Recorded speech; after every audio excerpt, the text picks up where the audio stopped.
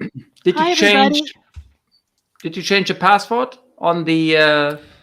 Yes, I did. I'll send at it to some him. point. I'll You send have the it new to one? Okay, thanks. I think I've got the new one. I hope I do. Oh. Hi, everyone in the chat room. Except Nigel, of course, who's being rude again.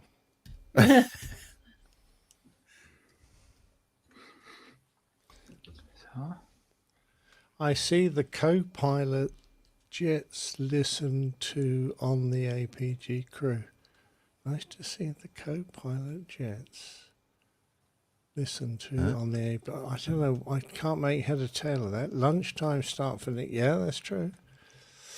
Nice to see the co-pilot jets listen to on. Yeah, I have no idea. Maybe he means Not maybe just he me, means then. maybe he's Jeff's listens. Come to on, Jeff. translate, please. I can understand Nick out of bedtime, yes. And I wasn't always one of those. You had to teach me how to become one of those. I think I just sent you the current password, Stefan, Yes, but where? in the chat that we just set up with the three. The private chat, you mean?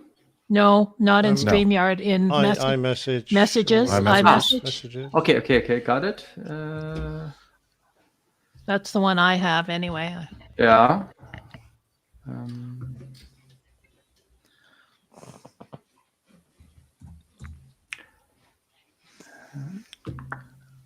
Jeff Okay, is broadcasting from the Road Vessel studio parked in the Starbucks parking lot, just so everybody knows. I'm not telling you what Starbucks parking lot, but Could be anywhere in the United States. Exactly. It could be anywhere in the world. could be. Okay, I think I'm finished with the keynote, Liz. Okay, thank you, Jeff. You're welcome, Liz. I try to be friendly and nice to my co-hosts. Right. Well, that made him laugh anyway. Yeah, it did. Yeah. I love your sense of humor, Liz. Good, Jeff. I'm glad you love something about me.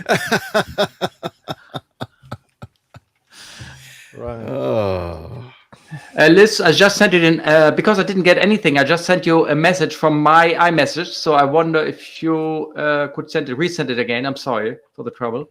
Okay, because I used the one Here, Jeff I can set just up. copy it. I got it. Here, let me do. I got a direct one with him. So, boom, boom, there. Yeah, got it. Thank you.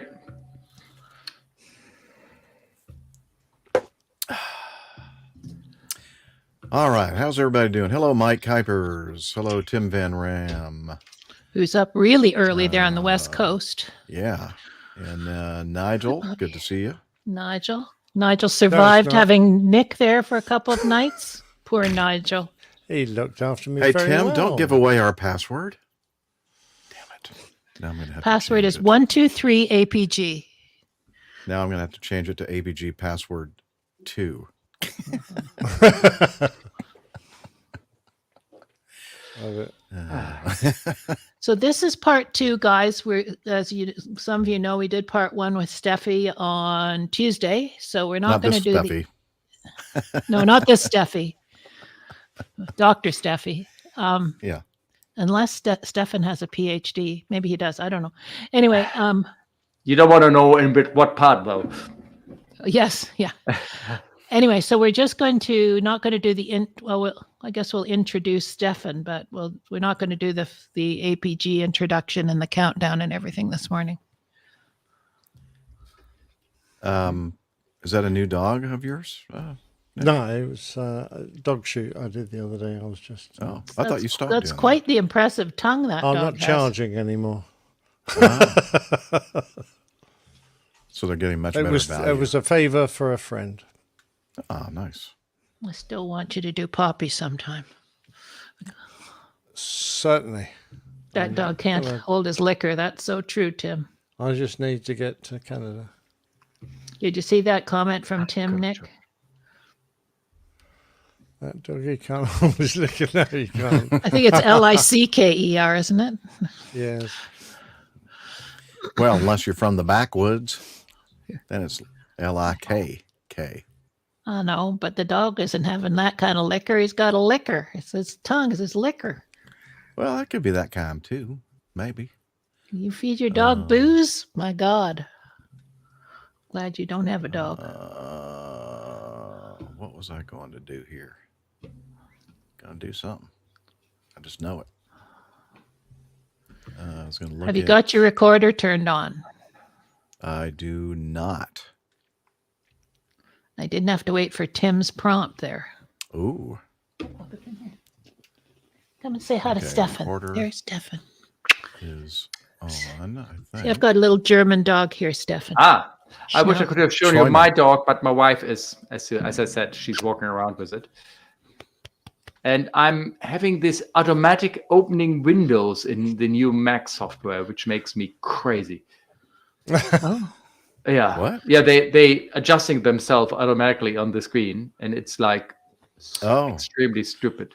Oh, Can you turn that off? must be a setting somewhere. I think I turned it off, but I actually now turned it on again. So, but so I'm just getting through current show. Is it? That's where Current we show. are. That's Yeah. it. Yeah. And what number we are starting then? If we are- Just with the ones that are in there. I took all the other ones out the other day. Okay. So Good. whatever's in there, we're trying to. Well, Jeff's going to skip a couple, but that's a whole other story.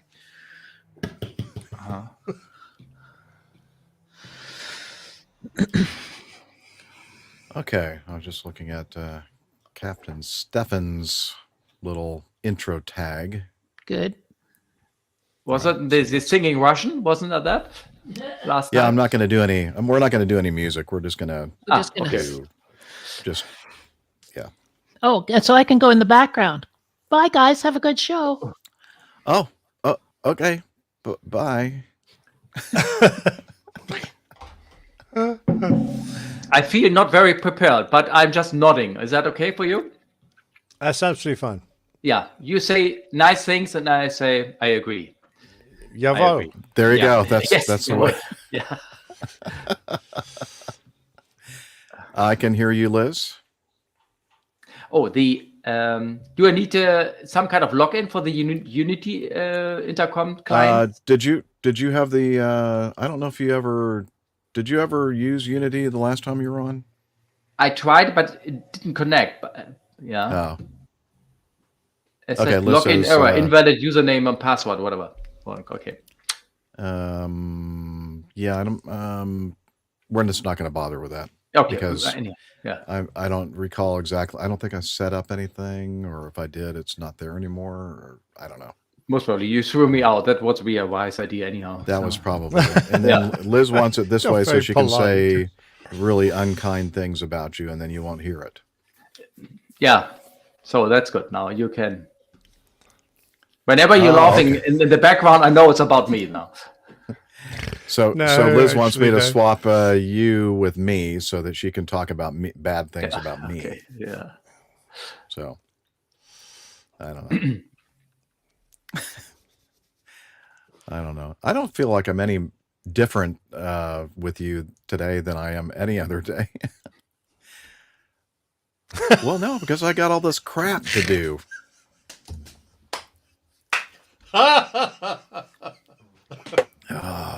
Okay. It's like an old married couple. He's hearing I these know. two bickering.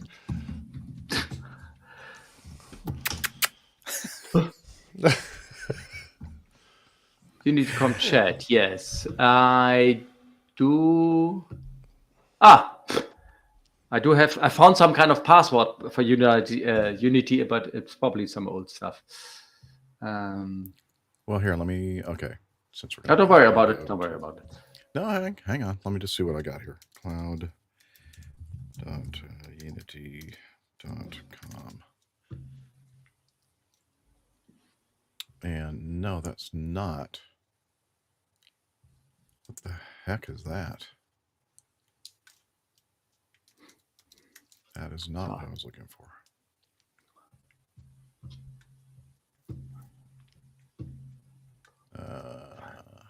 Let me just take a look, see what we got there for users.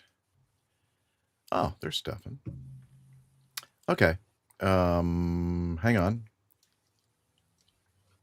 I see you there.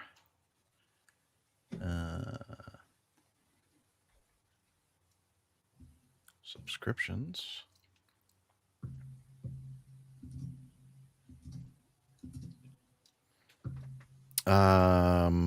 Well, it won't show up on your Stream Deck because you have to set up a specific button for him. So it'll be on the little graphic interface. Yes. He'll hear you.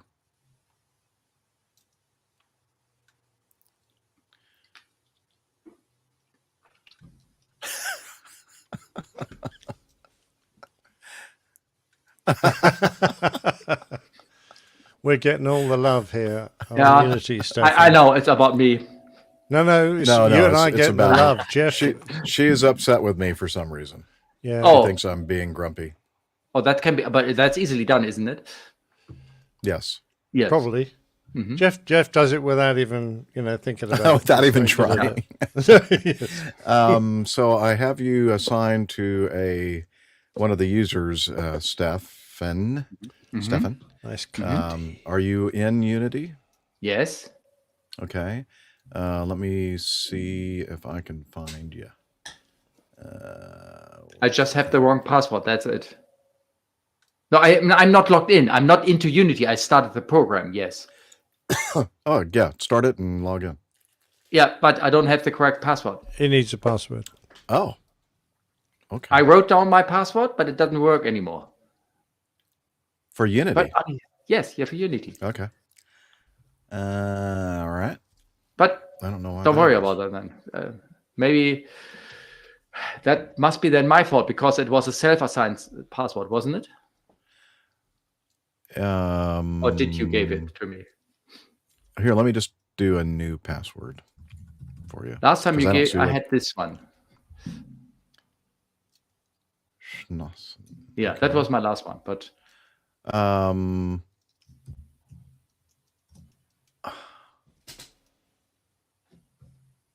come on, I don't know don't how to waste do so much this. time. Yeah, I'm looking at something right now that's confusing me. So I don't know I'm what to do. hearing some funny clunking noises in the background. Me too. Stefan, From- are you bashing the table on which your microphone is sitting? I was typing on my keyboard. Just tap your keyboard or something. Is Yeah. that? Yeah, we can hear that. It comes through your microphone very clearly and loudly, I'm And afraid. it's even a touchpad. It's not even a Yeah. clicky mouse, which I It's don't because use. your microphone is probably on a little stand on your desk. Yes? I actually, I did using this new microphone because my old one wasn't good. I was told so. So it's connected to the desk, Yeah. or it's sitting on the Okay. desk, and that's the same where. So anything that's you're Okay. typing or touching on Is the it desk. better now? Well, Yes. while you're not typing, yes, it's fine. I'm using a map now. Oh, One of okay. the- Well, so- Okay, cool. There's always a solution. So Indeed. your what is your user login username? What are you using for your username? My username for is Unity. my first name, spelled like this. I send it to you right now. Okay, Steffen. Okay. Yes. Because I'm seeing that's your display name. Oh. Oh. Okay, hang on. Let me try this. Stefan. And then new password. I'm going to. Is he? Good. That's sarcasm, right? No, we don't anymore.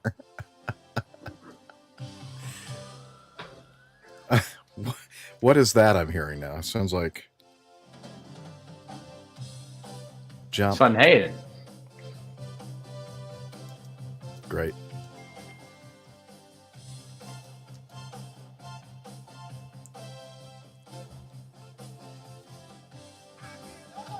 Okay.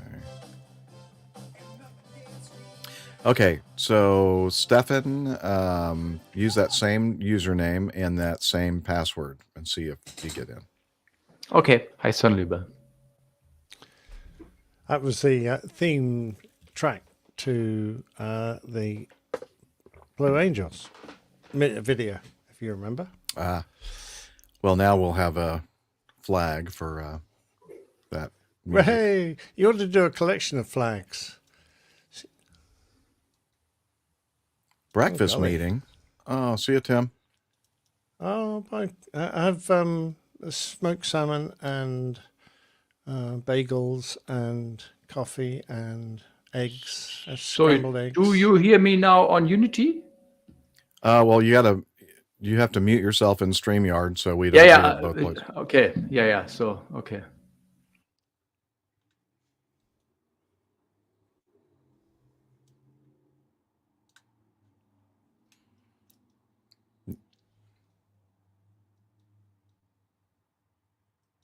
No, can't hear you now.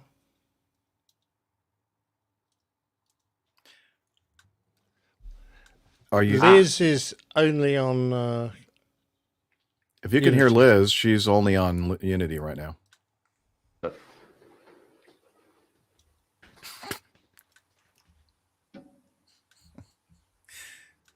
Got things to do, apparently. Okay. So how long are we going to go here? Hour and a half? Yep. Sounds good. Okay. All right. I think there's a way we can put a mark on this StreamYard so it'd be easier for me to see on the recording. How long have we been going? 17? Yep. 17 minutes. Okay. All right.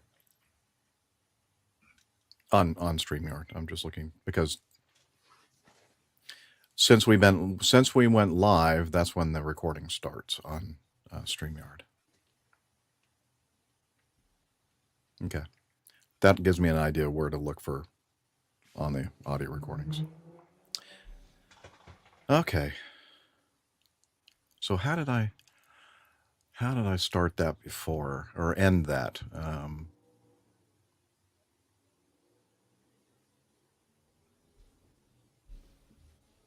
Oh, okay. Did you hear that in the background? Sounds yes. Like a big car backfiring. Oh, a they're setting 911. off. That's not good. That sounds like gunfire. It does sound like gunfire, but it's somebody's 911 and they don't know how to drive it, apparently. Yeah. Shooting incident in the parking lot. All right. Right here, Liz. Yeehaw! Yeah. Oh, they got me. Okay. All right. All right. Well, as I said, just in mere moments, you're going to be hearing some other voices that you didn't hear the last hour and a half or so. One of which is this man who is a ex-professional photographer, former RAF, RAAF fighter pilot, retired Airbus A330, A340 captain for Virgin Atlantic Airways. It's Captain Nick. Hi there, Jeff. Oh, sorry I'm a bit late coming on the show. I seem to have missed the first half, but never mind. I'm sure we'll explain why later. Okay, very good. And we also have, again, a guest host from his home studio in Hamburg. He's a retired blue and white A380, Boeing 737, A300, and A340 captain from Germany. It's Captain Stefan. Hi, everybody. Very nice and very interesting to be back here on the show, especially on this very short notice. I hope I can do some contributing factors. If not, I'm just smiling around here. Okay, is that for you? Okay, yeah. I mean, that's perfect. That's what we really want you for, is just to kind of see your wonderful smiling face. Yeah, lovely. In fact, go ahead and mute him, Liz, permanently. Yeah. If you can. No, I'm just kidding. Okay. So I suppose we should just go ahead and jump right on in to cover some more news. What do you think? Is that good, Liz? All right. Let's do this one from the Aviation Herald. It is a TUI Airways Boeing 737-800. They were performing getting more. What the heck? It's like a shootout at OK Corral. Yeah. I just do the people but do people think that that's a good sound? It's a horrible sound when you're backfiring like that. Sounds more like an AK-47 to me, but there you go. What Yeah. would I Where know? exactly are you located right now? Please tell us the truth. Yeah. I can't reveal my exact location, for security purposes. Yeah, you don't know which Starbucks. Oops. Okay. I'm not in the actual Starbucks. I'm in the parking lot of a Starbucks and another grocery store and all kinds of other stores, like a shopping plaza. Anyway, let's start with this, shall we? On part 2. This is from the Aviation Herald. TUI Airways Boeing 737-800, registration GTAUD. Golf Tango Alpha Whiskey Delta, performing flight 3551 from Corfu in Greece to Leeds in England. Landed on Leeds runway 14 at about 13:51 local time, but veered left off the runway in the final stages of the rollout and came to a stop on soft ground about 18 meters, 60 feet left of the runway edge and about 410 meters or 1,340 feet short of the runway end. There were no injuries. The aircraft sustained minor, if any, damage.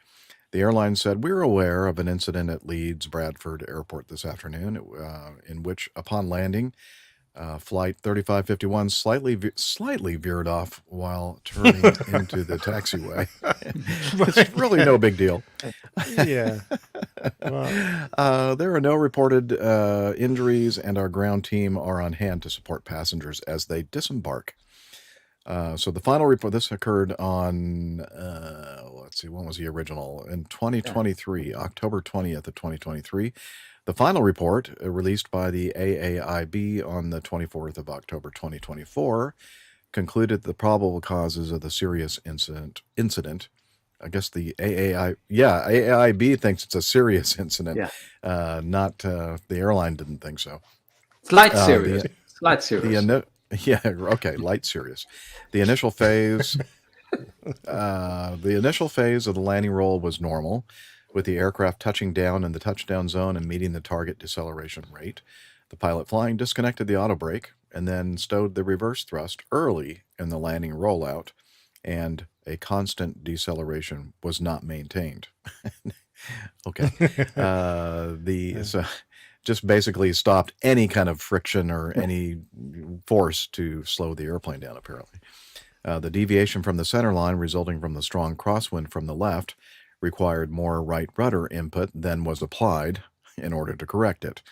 Okay, in other words, they didn't use enough rudder to keep it going straight down the runway.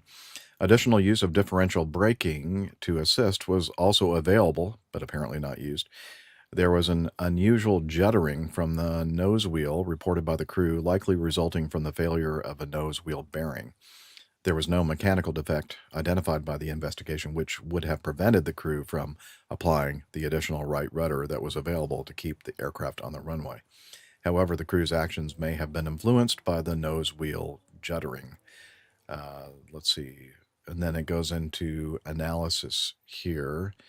Let's see. The aircraft touched down in the touchdown zone. Initial phase of the rollout was normal, with the aircraft reaching the expected deceleration rate. After the pilot flying canceled the auto brake, there was a period of 8 seconds with no wheel braking applied, during which the reverse thrust was also canceled. The guidance on braking in the operator, what's OMB stand for? Operating manual. Menu. Yeah. What? Say that again, Steph? Also, it's probably operating manual section B. Yeah. Oh, okay. That's what always throws me off. Yes. Okay. Operating manual B. And the flight crew training manual stated that the pilot should maintain deceleration rate with constant or increasing brake pressure as required until stopped or desired taxi speed is reached, and, quote, do not release the brake pedal pressure until the airplane speed has been reduced to a safe taxi speed. The reduction in deceleration rate caused by disconnecting the auto brake and canceling reverse thrust on a wet runway with a significant crosswind invalidated the landing performance calculated by the crew. However, there's no evidence that as a result the aircraft did not have sufficient stopping distance available, or that the crew assessed this to be the case. Okay, so it goes and talks a little bit about the runway surface, and the fact that that area of the runway with tire deposits sometimes is associated with reverted rubber hydroplaning. However, the AAIB found no evidence of reverted rubber found on the main wheel or nose wheel tires, which requires locked wheels to occur, nor were there corresponding melted rubber deposits on the runway. The runway marks suggest that the surface temperature underneath all the tires was high enough to turn some of the water on the runway surface into steam, but not high enough, nor combined with locked wheels to cause rubber reversion. Mhm. The aircraft deceleration rate and braking forces applied confirms that the aircraft was not friction limited at any point, and hydroplaning was not a contributory factor in the event. Okay, so the nose wheel, yeah.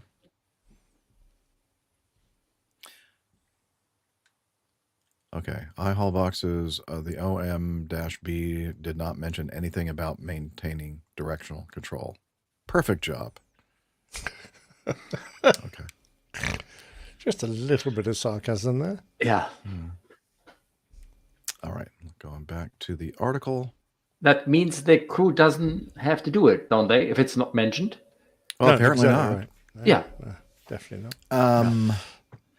Okay, so this may have been something that they could kind of use as an excuse. Nose wheel bearing. It could not be confirmed when the nose wheel bearing began to fail, but it's likely that it suffered catastrophic failure during the rollout at Leeds and was contributory to the vibration through the rudder pedals as felt by the commander. The failure of the bearing did not prevent the nose wheel from rotating, nor did it affect the ability to steer the nose wheels. At speeds above 60 knots, the rudder is the primary method of yaw control. As the aircraft decelerates towards taxi speed, the nose wheel steering becomes the primary control.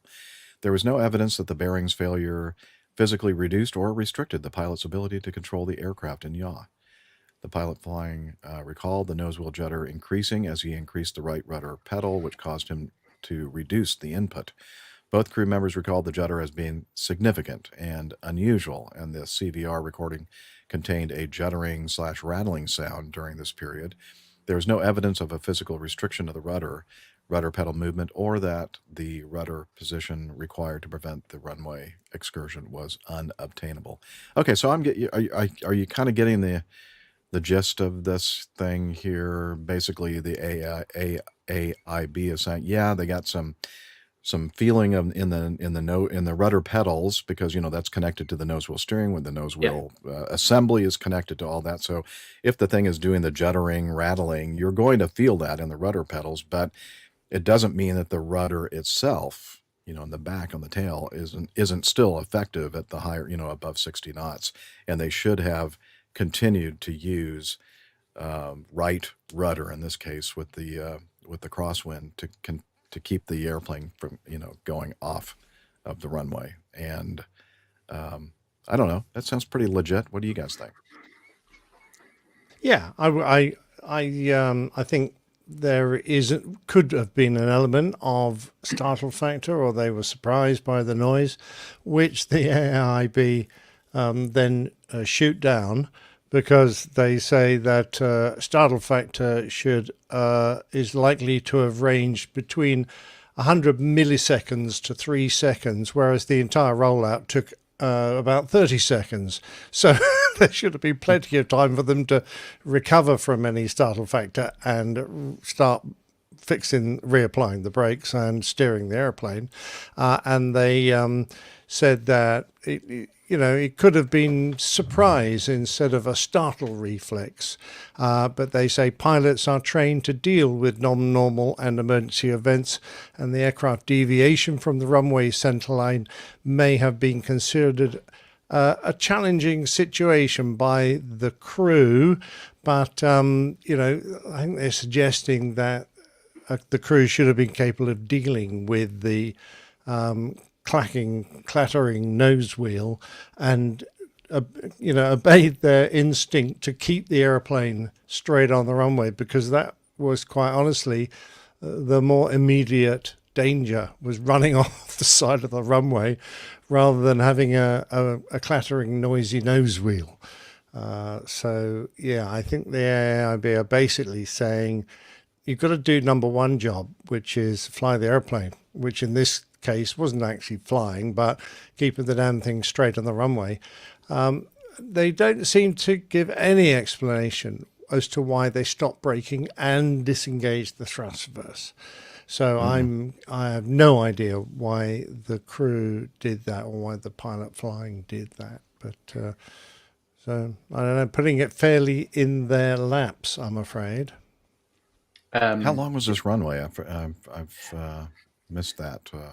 Let's just maybe I just, you know, I'm also maybe asking a stupid question, but I have to process all information from English now in my mind. So do I understand that they didn't make any corrections with the rudder to bring the aircraft back on the center line because they had these vibrations in the nose wheel or in the pedals? That's why they didn't touch it.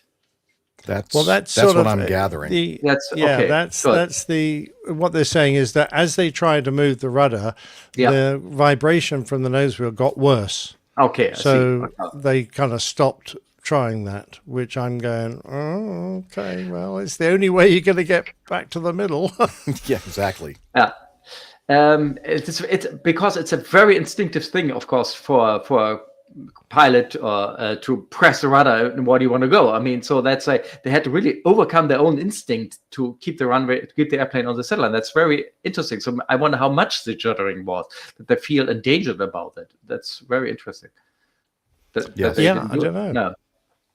And I mean, it was sufficient for them to hear it on the cockpit recorders.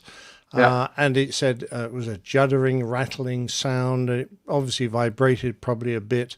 But, I mean, like I say, if you get deflated tires or just a badly balanced nose wheel, that can be pretty violent.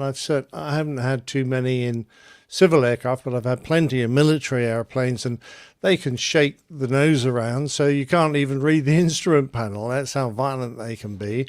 But it doesn't stop you flying the airplane, or shouldn't. So perhaps perhaps the vibration was just so intense that they thought, you know, the nose wheel, the entire assembly is going to collapse, and it could lead to something really catastrophic. I don't know. I mean, I'm with you, Captain Nick, that, you know, my priority would be to keep the airplane straight down the runway, not off the runway. But again, I wasn't there, so I don't know exactly how extreme or significant that juddering / rattling was. Yes, please. Okay, so the length of the runway, Liz is telling us, 7,382 feet. So, you know, it's not a super long runway, but not extremely short either. So I was just wondering if it was like a very long runway, that perhaps the reason why they got off the brakes and stowed the reverse was because they needed to go all the way to the end of the runway to turn off to go to their terminal or whatever. But I don't know, 7,382 feet doesn't seem like an extreme amount of runway to do that. But it's quite sufficient for a 7.3, and maybe that's the feeling, because they felt the deceleration was normal, and so they switched it off to do that. They started maybe putting in outer brake, 3 or whatever, because the runway is wet, and they use a lot of reverse, and they thought, hey, the braking is good, everything is fine, and we don't need to go down there, so they disengaged the outer brake and let it roll. But then the juddering started, you know, maybe. Mm-hmm. Yeah. There's one thing which you can also do. They did a calculation for their landing distance, and they didn't have a huge amount in hand. So I don't think they were, I don't think they had the feeling that they had lots of runway. I think they knew that they were landing on a relatively short runway compared with some, and they probably needed to keep going. So that's, for me, that's an unanswered question. Why they decided, or why the captain decided to stop braking and pull out the thrust reversers, because Yeah. there's a dumbbell down there, so you can do a 180. But in fact, if anything, you'd be wanting to increase your braking, so you made that turn off to the left and didn't have to go right to the end and do a 180, which obviously takes a while. But Yeah, this kind of makes me kind of scratch my head why they got off But the brakes. It could be an explanation. I mean, if you see it back at the picture, there is an taxiway, and they wanted to go off to the right from their view. And I mean, it's only 300 meters after the taxiway, or less than 300 meters after the taxiway, when they went off in the grass. And maybe the problem started way before that, when they started to brake further down to slow themselves down for the taxiway. It could be a reason for them to do that, to slow down, to get this taxiway, which is basically almost it's fairly down the runway, and I would think. But so you're saying that they would increase their braking to stop so they could make that exit. Is that what you're saying? Yeah. I think they switched off. They switched off everything and they let it roll in the middle of the runway, and then they decided, so now we need to go brake, because the braking action apparently is good. We started out with a strong brakes, strong reverse. They put in the maximum, which is probably also by the OMB recommended to do that. And then they said, hey, it's good. So we can switch it off, let it roll a bit, save some seconds. Stupid thing to do, but a lot of people do that. Save some seconds, getting the taxiing a little bit faster. And then now we want to go brake. And then they start braking, and then it starts shaking. Or it started to turning. And then they got startled, and then the thing gets rolling, maybe. There's an interesting paragraph which explains the type of action that would be needed to damage the nose wheel bearings sufficiently to cause their destruction, which is what happened. And it also it goes along with some damage they found on the nose wheel. And if I can just read this section, they said the nose wheel tire damage is consistent with abrasion scrubbing from being turned to an angle nearly perpendicular to the direction of travel whilst the tires were rotating and in contact with the runway. So it seems to suggest that they've turned the nose wheel through a lot of degrees, 70, 80, whatever the maximum is. Also demonstrated by the runway marks left by the nose wheel tires. The angle of the nose wheels could only be achieved by use of the tiller rather than rudder pedal steering alone. And this corresponds with the commander's account of events. So this would seem to suggest that realizing that the airplane needs some extra turn, they don't say which direction, which is annoying, because I don't know whether he was possibly trying to turn the aeroplane using the tiller at too high a speed to get off onto that taxiway, or whether he was using the tiller to counteract the drift of the aircraft off the left side of the runway.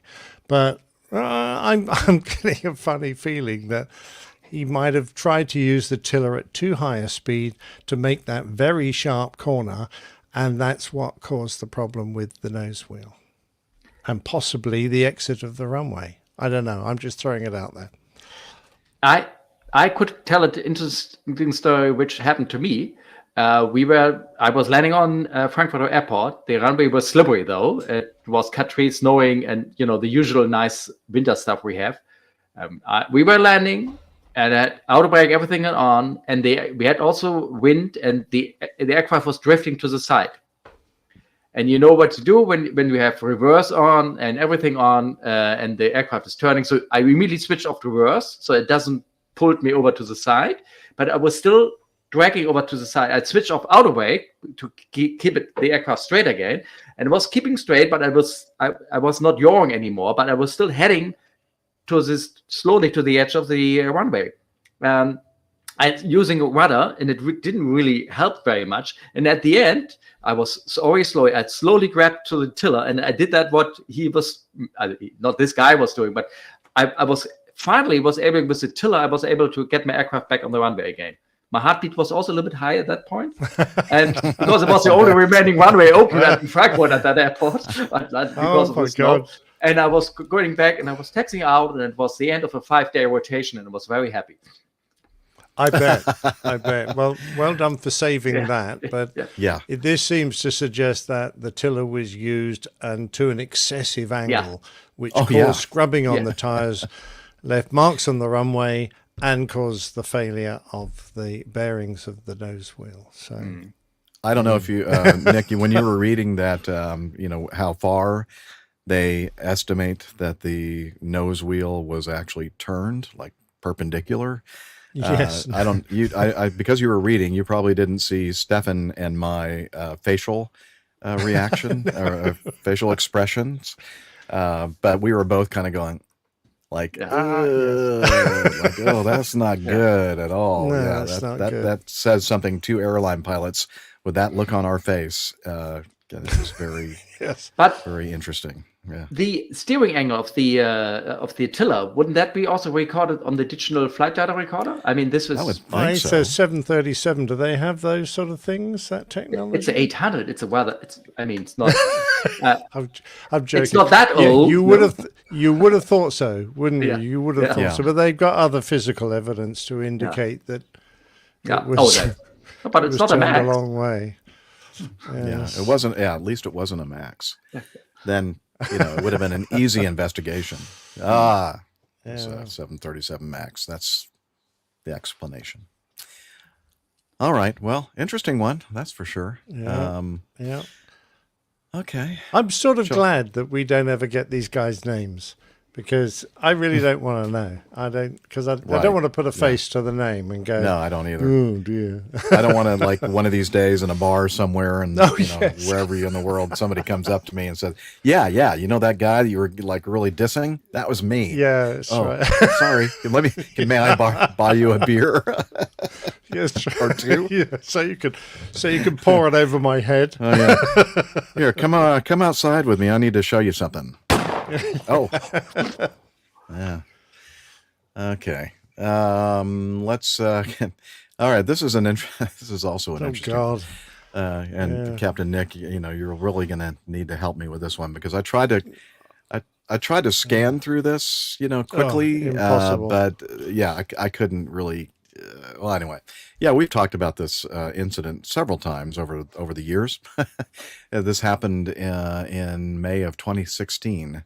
Yeah, it's only taken them 8 years to get it out. That's pretty quick for the Egyptians. And there was all kinds of issues early on, I recall, with various countries kind of fighting each other and investigatory agencies fighting against each other. And I think the Egyptian regulatory agency investigatory agency was basically trying to, say that the pilots didn't do anything wrong. And, and it may be that they didn't. But anyway, it seems like there was a lot of politics and other things going on. All right. So the incident was an Egypt Airbus A320. They were flying over the Mediterranean on May 19th of 2016. There was some kind of a fire on board, and the aircraft ended up crashing into the Mediterranean. They were going from where? From like somewhere in France, I think, to down into the African continent. Do you have that information there, Liz?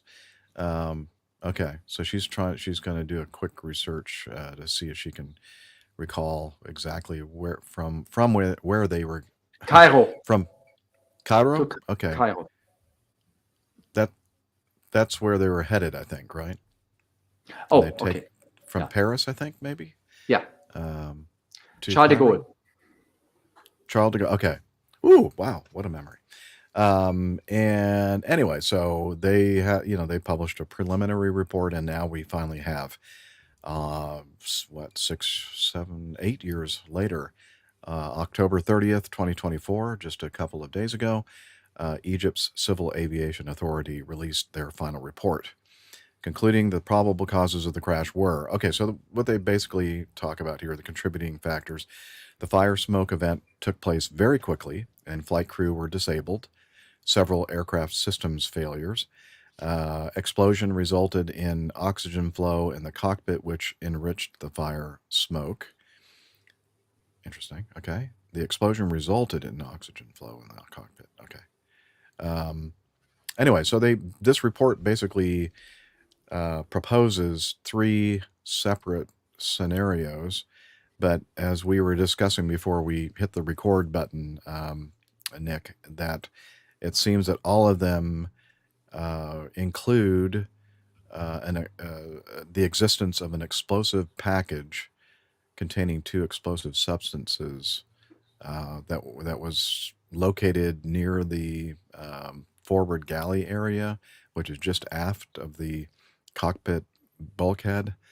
So up close to the front, close to the cockpit of the aircraft, which exploded. Am I getting that right?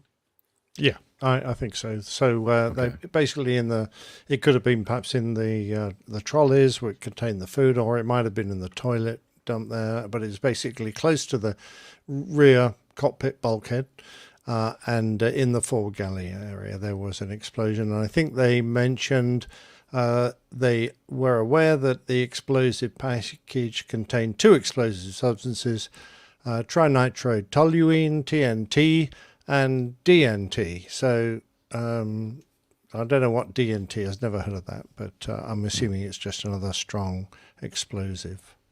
Dinitrotoluene, that's DNT. Did you see in here how the oxygen system was triggered because Yeah, of they the think explosive? they said the explosion probably resulted in the breaking of the oxygen line pipe. Now, Stefan, does the 320 have gaseous oxygen? So does it have oxygen bottles, or does it have chemical oxygen It has for the bottles. crew? For the crew, it has bottles. Well, has Yeah. bottles. Yeah. Yeah. So I think they're suggesting that I don't know whether the passengers have this or not, but there was obviously an oxygen line going to the cockpit that this damaged, the explosion damaged, and the oxygen helped feed the fire, basically. Okay. Well, that's not a good thing. No. And the fact that the crew was incapacitated almost immediately, obviously, that's not a good thing either. Is it now a dispute now? No, also I have to get it right. I'm sorry, I'm asking the simple questions now. That there are two reasons supported. The one of the explosion is supported by the Egypt government, and the French BAA supported by the reason that there was an oxygen leak and just smoking first officer. That's what I heard from the news. So I'm not rereading the report right now. I haven't read the report at all, so that's what I got from the news, that they're saying there are 2 opposing reasons in this event. Yeah, I think you're right. That was part of the early on. There was this fight because as the French were trying to blame it on the action of the first officer smoking in the cockpit, and that somehow caused a fire. So maybe, I don't know, maybe there's not a unified or a consensus here at all. This is just the report from the Egyptian Civil Aviation Authority. And perhaps the French will come out with something that will completely, be contradictory to this conclusion from the You're right, and I don't think there's even a consensus amongst the varying experts on this panel, on the Egyptian panel, because they have got 3 committees that form the actual investigation committee. They've got forensic expert, some kind of medical expert, and a pilot involved, and I don't think even they can come to a conclusion, a firm conclusion, which is why they present 3 possible scenarios. Now, to a certain extent, I think they're arguing just the order in which things occurred, but none of these scenarios include the first officer smoking. Okay. None of them. None of them. They all include a hissing sound, but they differ as to the timing of that hissing sound, as to whether it was before or after the explosion. Could have been a snake. So, Snakes on a plane. There you go. well, if it was a cobra, yeah, that could work out. So, Option and they number basically come along with the scenario number 3, which is the one that they go with, and they say the fire and smoke started outside the cockpit, so that would indicate that it wasn't the first officer smoking. And eventually fire and smoke propagated to the cockpit from the right-hand side. The explosion and the oxygen flow enriched the fire, which was the cause of the accident. This scenario clearly identifies the source of ignition. The heat energy generated by the explosion set fire to the aircraft components, including the forward galley and surrounding. Explosion in the galley area propagated to the cockpit, affecting the right-hand side oxygen system, and might have opened the first officer left oxygen box door, where the oxygen mask is situated, with the emergency knob set to emergency, leading to oxygen flow, resulting in the hissing sound. So, there's obviously a disagreement within the experts in the panel. And I think that's probably why they put all 3 scenarios, because normally you would come to a conclusion and you'd just give the answer. You wouldn't enter possible other conclusions. But I think they put it in because they couldn't come to a consensus. And they're saying, based on FDR and CVR correlation, the cockpit crew announced the fire 44 seconds prior to lavatory smoke warning and 90 seconds prior to the avionics smoke warning. So I'm surprised it was 90 seconds prior to avionics smoke. So that if you get fire in the cockpit, normally that gets into the avionics spray pretty quick, because that's where the air exhausts and that's where the smoke sensor in the avionics spray is. So I would normally expect that to be quicker. But they say in order for the smoke to be dense enough to trigger the lav smoke warning, the lav door was closed. The smoke outside the door must go through the door grills, so that's why it took longer for that. Based on the CVR and the sequence, the cockpit door was closed at the beginning of the hissing sound. Then it was opened, supported by the captain's order to close it. This suggests that the female cabin crew fled the cockpit. No evidence of firefighting activities inside the cockpit. This supports that the fire originated outside the cockpit. Well, not necessarily, but no call from the cabin to inform the cockpit crew of developing a situation outside the cockpit, indicating the fire smoke was sudden and strong and the cabin crew didn't have a chance to communicate.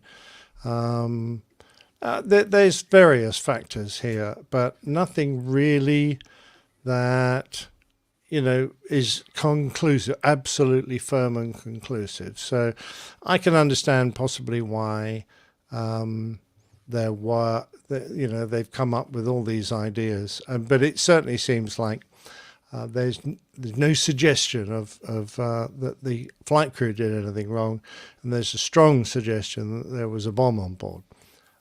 Whether other agencies agree with them or not, I don't know. Yeah, there you go. That's the key, right?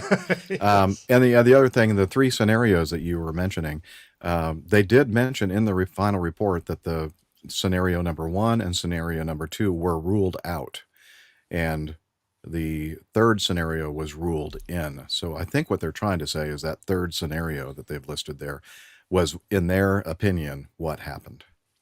Yeah, I just find it odd that if they ruled out 2 scenarios, why put them in the report?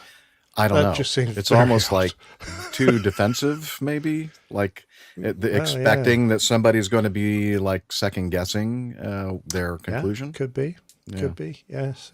It's just that I've read an awful lot of accident reports over the years, and I've never heard of possible scenarios that they ruled out being included, because all it does is add confusion and cast doubt on the final the final accepted cause.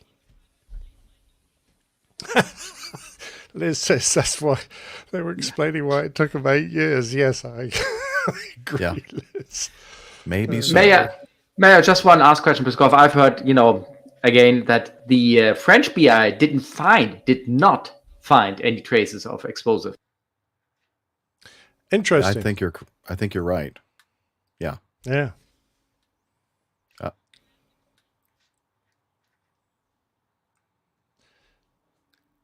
Yeah, the graphic Yes. that's being displayed on the video right now and will be included in the show notes are showing areas spread throughout the cabin where they found evidence of explosive material.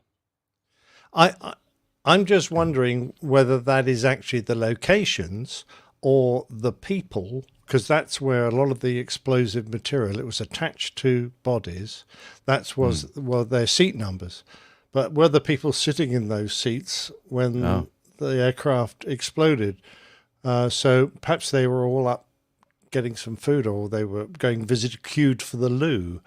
It doesn't make it clear to me whether they were sitting in there, because that's a very odd distribution of people to have been contaminated by an explosive for an explosion that went off in the front galley. Right. Like, what about all there's the a other bloke right seats down there at the one bloke right down at the back. How the hell did he get contaminated? That's weird. So I don't understand that. Okay, let's go to the get to know us for part 2, and just as soon as I can find the little button I'm supposed to push. Here it is. Yay! Getting to know us. Time of the show, the second time in the show, where we get to know what's been happening with the hosts between appearances. And the reason why I state it that way is because Stefan was with us, I don't know, maybe, 6 weeks ago? Something like that. Yeah. I think you might be... Say something, Stefan. I can't hear you. Yeah, you're muted. Do you have like a personal mute? No. Interesting. Okay. Can you hear me now? Yeah. Oh, yes. Okay.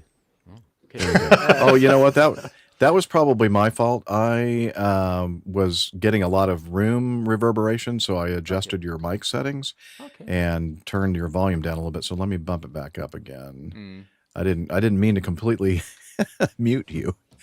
Okay, say something, Stefan. Okay, it's now me back again, normal voice.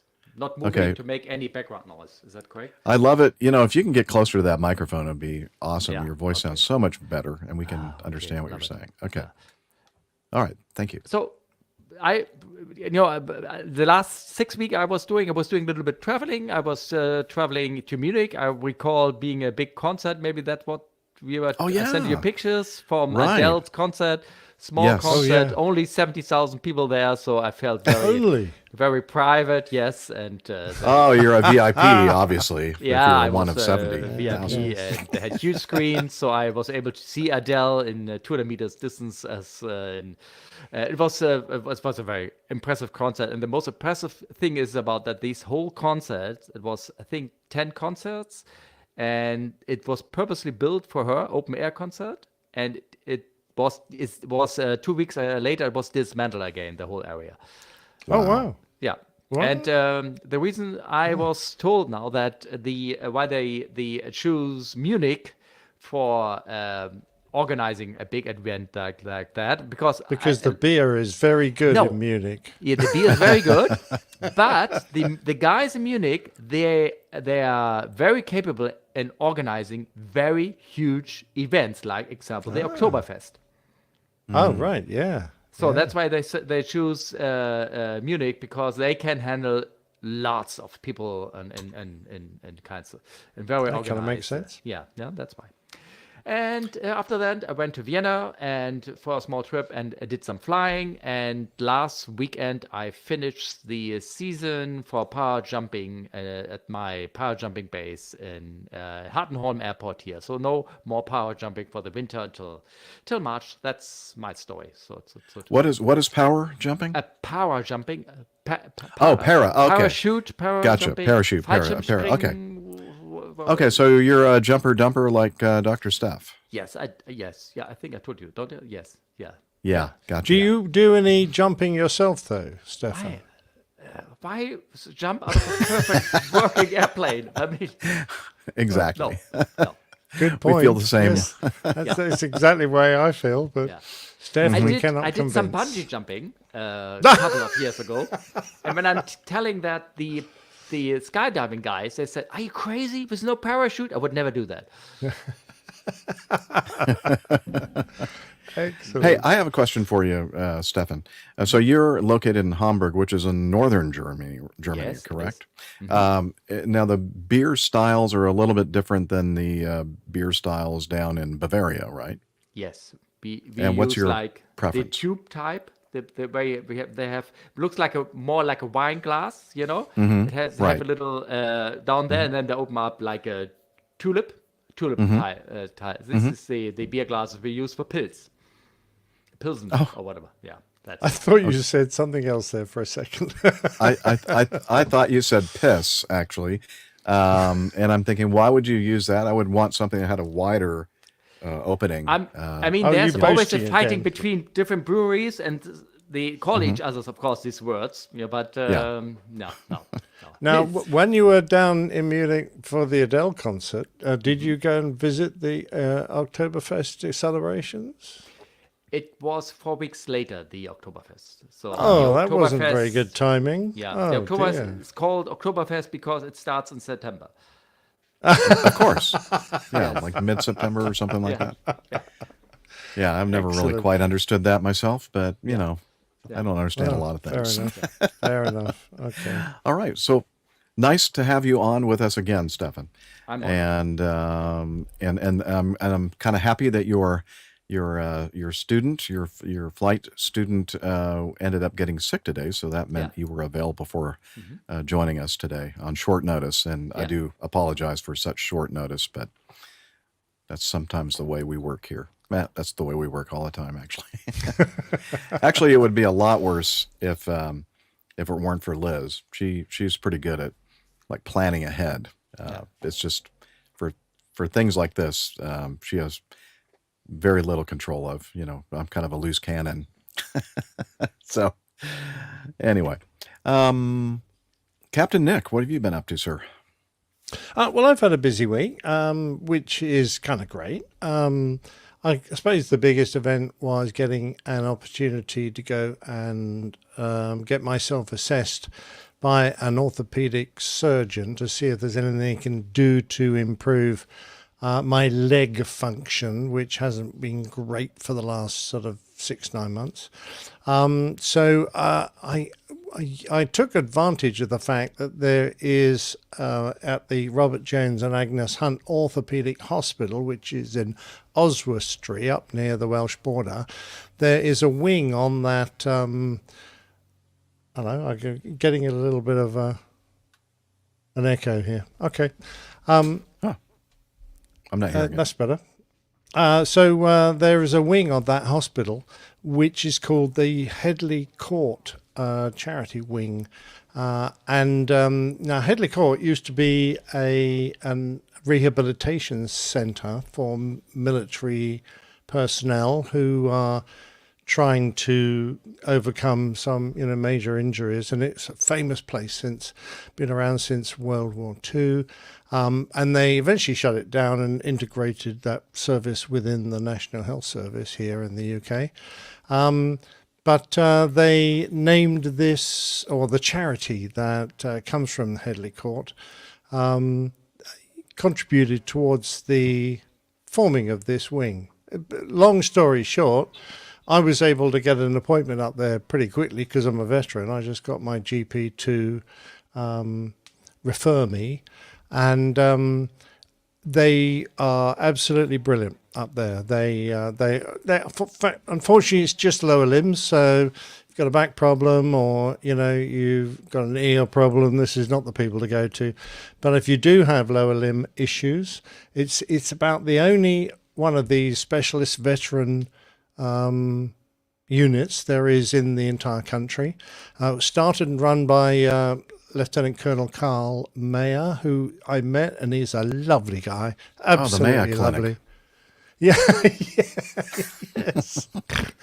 Yes, I know. That's more like mayonnaise clinic, isn't it? The Mayo Clinic. It is. Yeah. Yes. And the mustard clinic is it's not as famous. Yeah. Yeah, absolutely. Anyway, they my appointment was in. They got me into an X-ray beforehand. Took a whole bunch of X-rays, and then barely any weight. And I was in to see the colonel, and he said, "Oh, your left knee's pretty shot. Your right knee's fine. Your hips, we would need an MRI to do a more detailed look at that.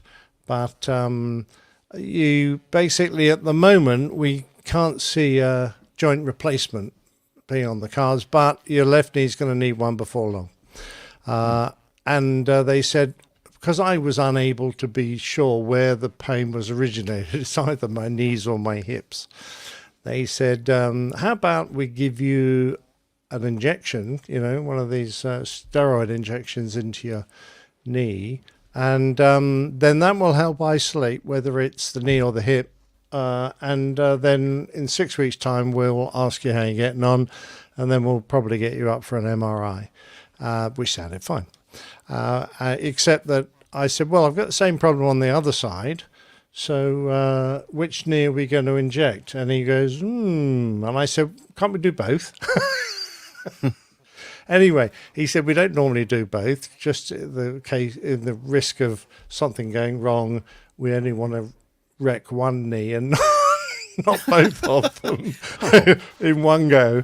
But he eventually kindly agreed. So I had second thoughts when I saw the size of the syringes, but I'm sure many people have gone through this. And they were horse needles, and they whack it straight into the knee, right into the joint, and then fill it full of liquid, which was amazingly pain-free. The colonel seems to know his stuff. Very impressed with him, and I'm now floating on cloud 9 because the knees feel great.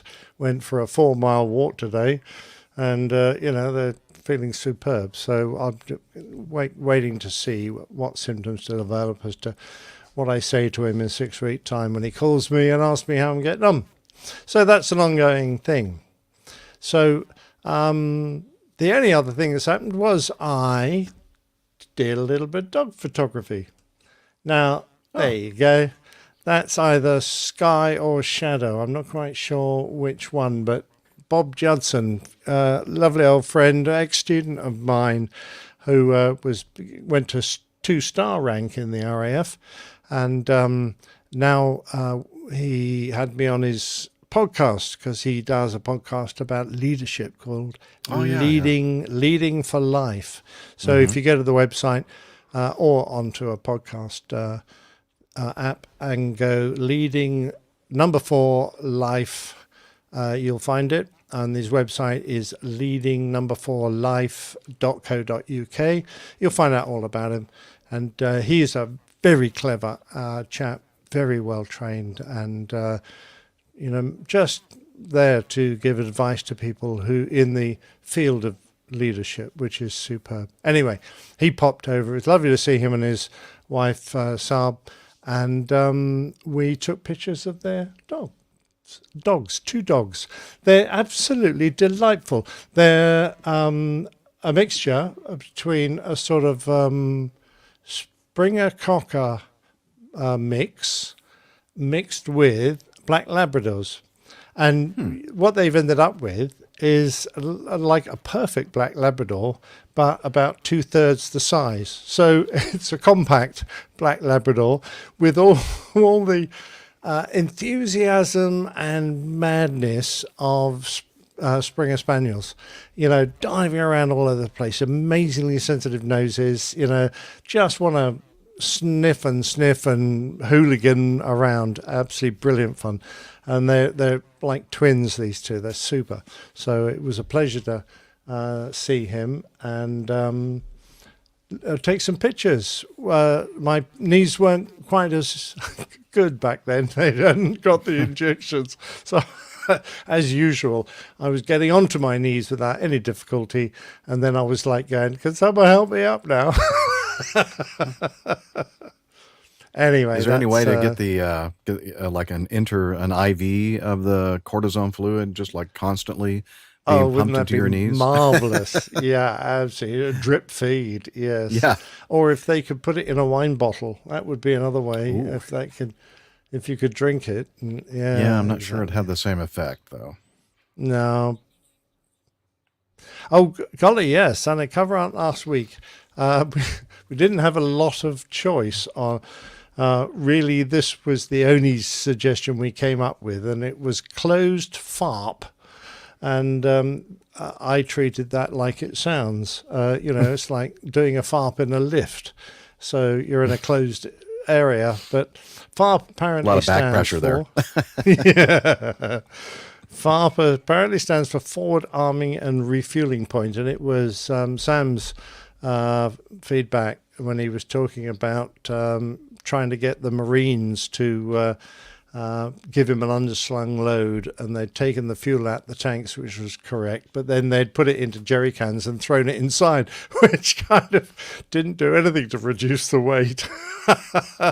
So they struggled to shift this load, and then they were trying to get to the refueling point because they were so short of fuel by that point. They discovered it closed. So we had a closed FARP due accidental indigestion. Now, it was actually accidentally ingested, but I thought indigestion was better. And that was reference to the Air France 350 that blew the cargo containers into the Dreamliner. Yes. And they sucked one up into their engine, which didn't do a lot of good. They had the accidental ingestion. So, and the picture there is just a helicopter coming into a refueling point, and someone has dropped a very bad FARP because it's surrounded by green stuff. Yes, you've found the well done. Found the logo on the side of the aircraft, and you found the show number. Is that it right there? Yes, it is. It's exactly what it is. I went to a nice curly script and put 636, and so I put the two sixes, making the top of that symbol like a flower, and then the 3 was at the bottom, giving it what actually looks like a pair of round objects hanging off the bottom of something that's like a little fountain. So I don't know what army regiment that is. I don't know. Perhaps Sam knows. It reminds me of a sheep, like a big sheep, kind of horn, sheep horn or something like that. Ram's horn. Yeah, that's it. And I now finally, because I just Googled the word indigestion in German and know what you were talking about the whole time. Finally getting, okay, that's what. Yeah. Well done, Stefan. Sorry about that. No, it's a I polite should have word. explained it in German, shouldn't I? Yeah. Oh, that would be nice. Ain't Absolutely. gonna happen. There you go. That was cover art. So thank God for AI, because that would have taken me.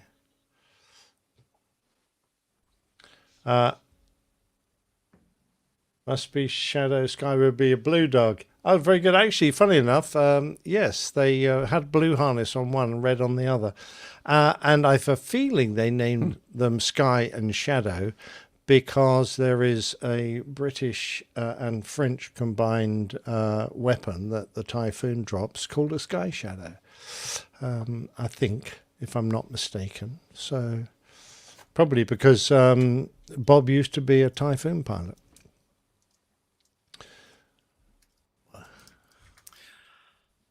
Nothing. No. Actually, no, hang on. I'm just kidding. I've been doing stuff, a lot of driving back and forth from the lake to my church for singing quite a bit this week, because the reason why we have a Halloween celebration every year is because that's All Hallows Eve, which is the evening before All Saints Day, which is what we did yesterday. And so that's a day of obligation in our church, and we had several masses, a couple of which I sang in. So a lot of doing the singing, and I'll continue to do that this weekend. But ran into some issues with administrative back end kind of issues, not me personally back end issues like the FARP, but the computer, the website back end, the RSS feed, the part of the mechanism that makes all this podcasting stuff work when you're using a traditional podcasting client software, like for instance Apple Podcasts or Overcast or Pocket Casts, or all these various podcast client software. And I know what this issue was. Let's see, episode 635, I believe, was the one where I left in some errant audio, and Nick, and during Nick's plain tale, I think that Liz and myself and Captain Nick were kind of having a discussion on the back channel, and not the bat channel. That'd be cool, though, wouldn't it? To have a That bat would, channel? wouldn't it? Yeah. I just don't want to wear that mask anymore, though. Okay. I'd like to have that yellow belt, with all the little compartments, with all the fancy, the tool belt. Anyway. Just get Leatherman. It's just as good. Yeah. Okay. Not quite, not just as good. Come on. But anyway, so I had to correct that audio, and I had to re-upload that audio and reinsert it or inject it into the RSS feed. And apparently that was something that confused a lot of the podcasting client software or apps out there. And so several people were having trouble downloading episode 635.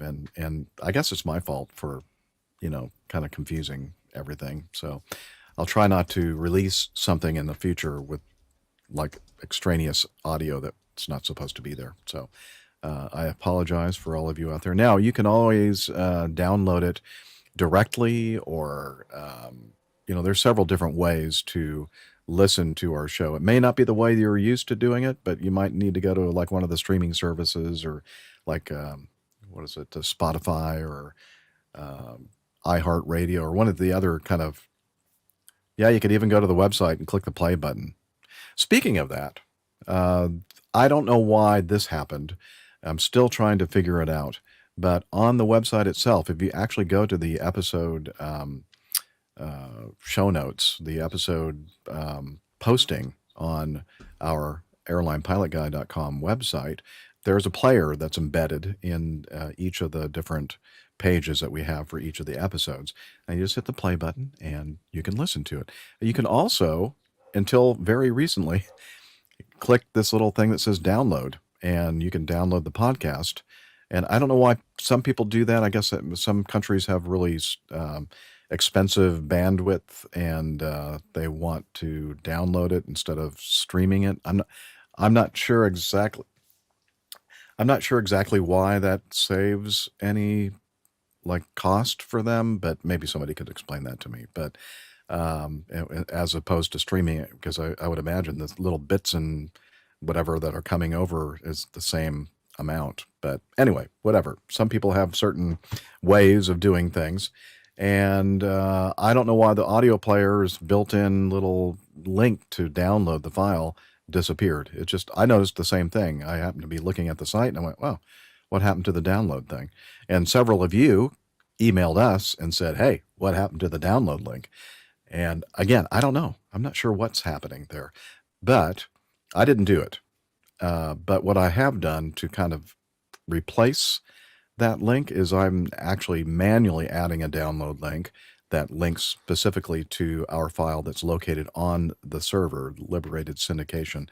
And that way you can, download it like that. And then in the future, you can see exactly the address that I'm using, the URL, and you just replace 636 with 637, which is what we're doing now, .mp3.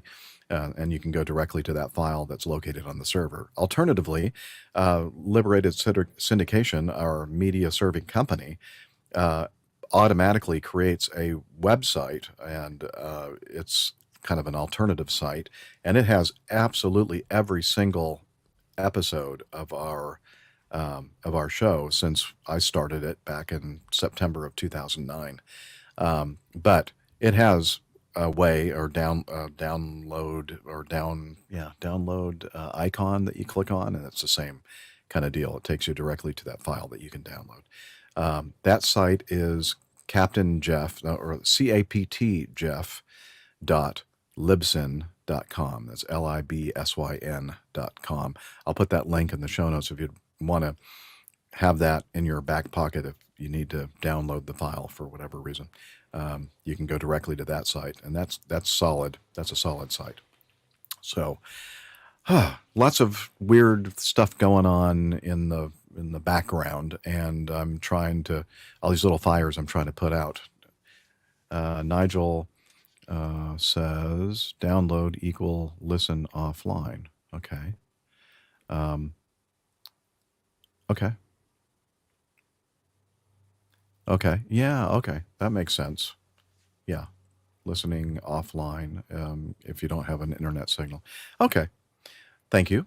That's I guess a legitimate reason to have the down. Although all the podcast client software that I've ever used, you have the option to have it downloaded or streaming. And I know a lot of them nowadays, the default is a streaming mode, but you can still set it up to download the file through your podcast client software. And whether you have a signal or not, you can, as long as it's been downloaded in that software, you can play it. But whatever, that's neither here nor there. You do. Can I just raise people? Yeah. Can I just raise us back above 50%? Because I just made a furf. Sorry about that. Sky Shadow is actually an electronic countermeasure pod, Sky Shadow, that was on Tornado. Not a weapon, but the weapon I was probably thinking of was Storm Shadow, which is a cruise missile. That's the French-British one, and the reason it's been in the news lately is because we've sent a lot to Ukraine.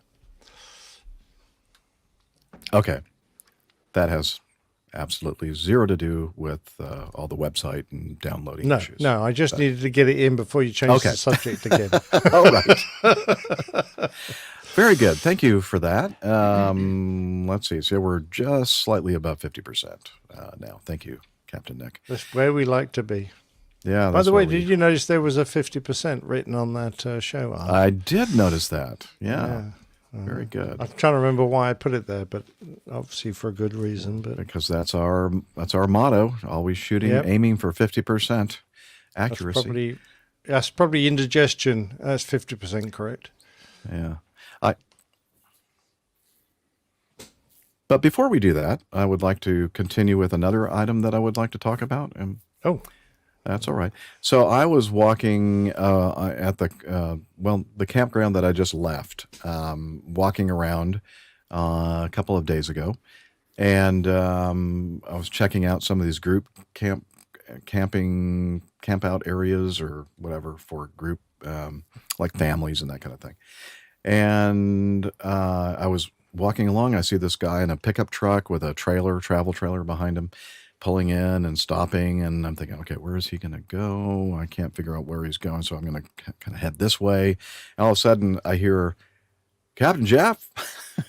like who in the world knows me in this campground? You know, I'm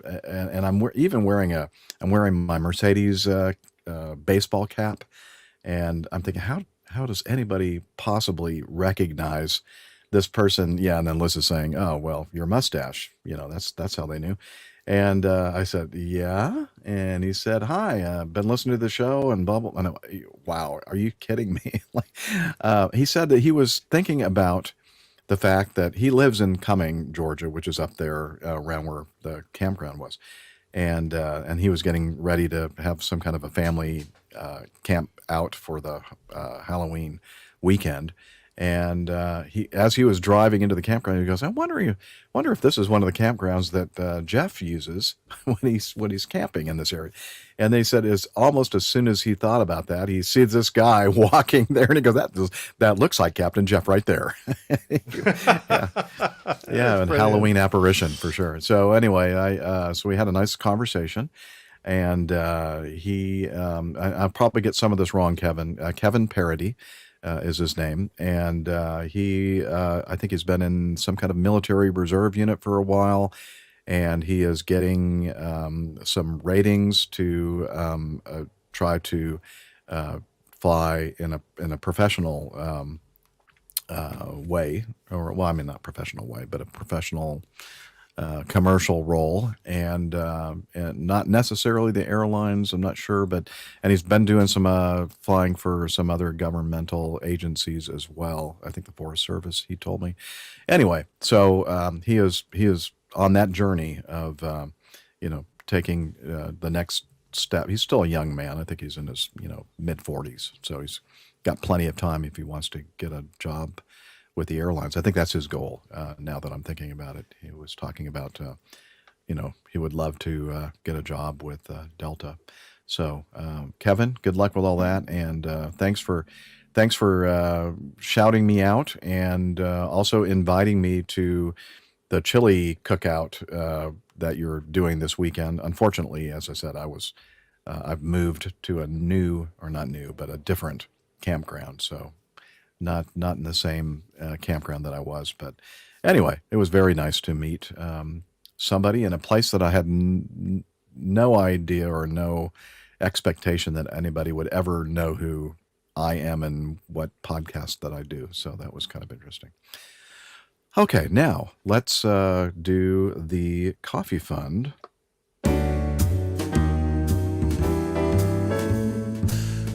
Johnny, how much more coffee? No thanks. I love coffee, I love tea, I love the APG community. Coffee and tea and the Java and me. A cup, a cup, a cup, a cup, a cup. Oh yeah. Yeah, Liz, you're really singing it out today too. Awesome. That sounds great. I'll try to, kind of line that up with the actual music. Yeah, sync it up. So the Coffee Fund is your way to support the show financially. Yes, even our show enjoys financial support, just like several of the other outstanding aviation podcasts out there. A couple of different ways to support us financially. One is the Coffee Fund Classic method, which is essentially a PayPal donation site. And no new contributions this week from that mechanism. But we also have something called Patreon. You can become a patron of the show. And we have a new executive producer. That's one of the higher levels. Thank you, Robert Simmons, for signing up to be a patron on patreon.com. You can learn about how you, too, can join this illustrious group of folks that are supporting us by going to airlinepilotguy.com/coffee. You'll be glad you did, and we will too. Yay. All right. Looks like Captain Nick has gone for a physiological break. So we have... I wonder why he hasn't taken us with us. Okay, but don't worry. Yeah, probably best. The old FARP thing. Here I am. Did you have a closed FARP or an open FARP? There. Open. Okay, good. Yep. Oh my goodness. Okay, well we have we'll knock out a little bit of feedback.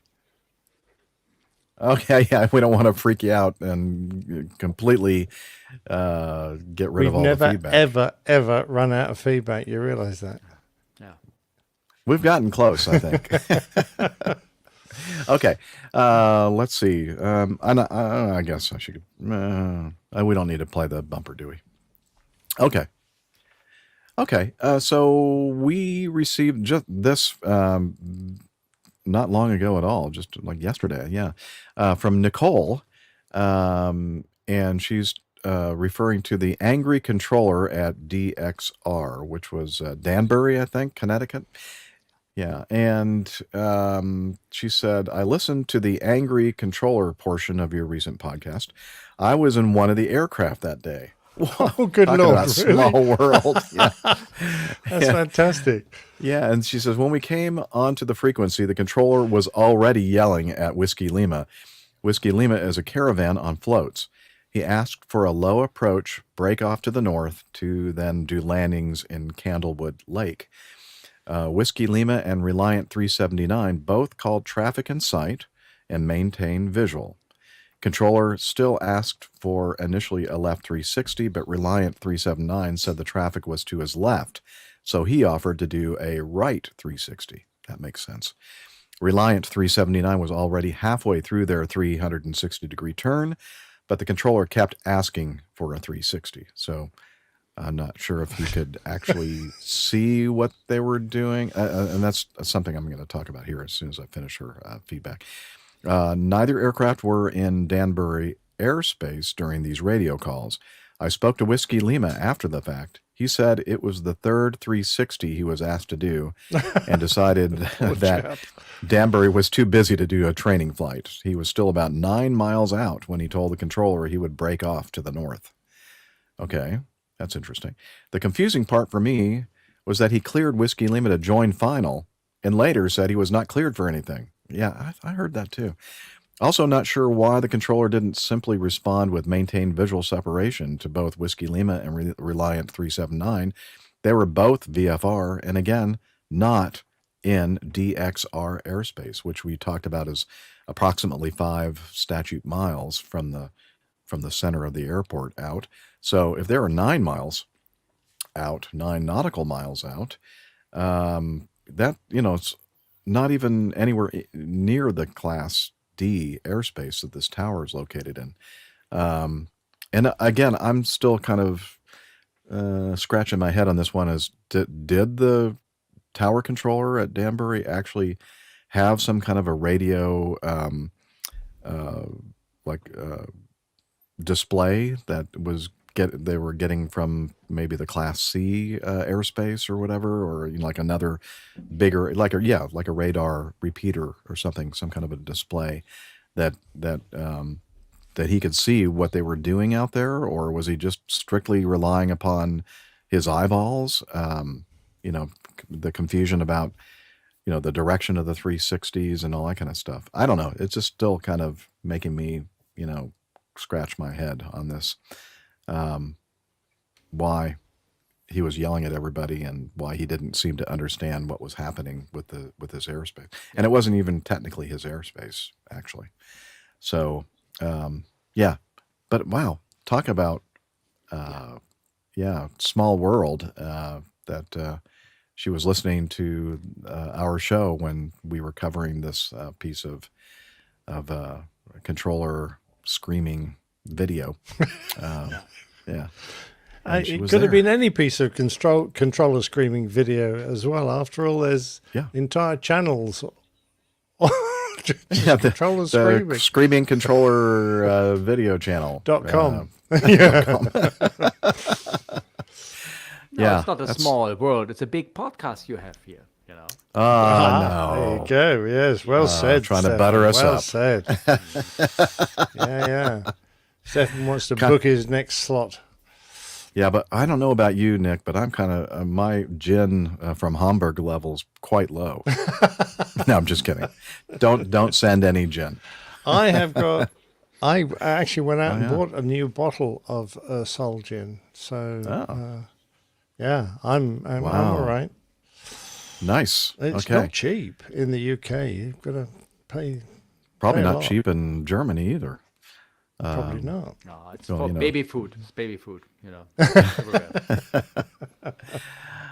Okay, moving on. This from Sam Dawson, regarding the crash of the CRJ in Nepal.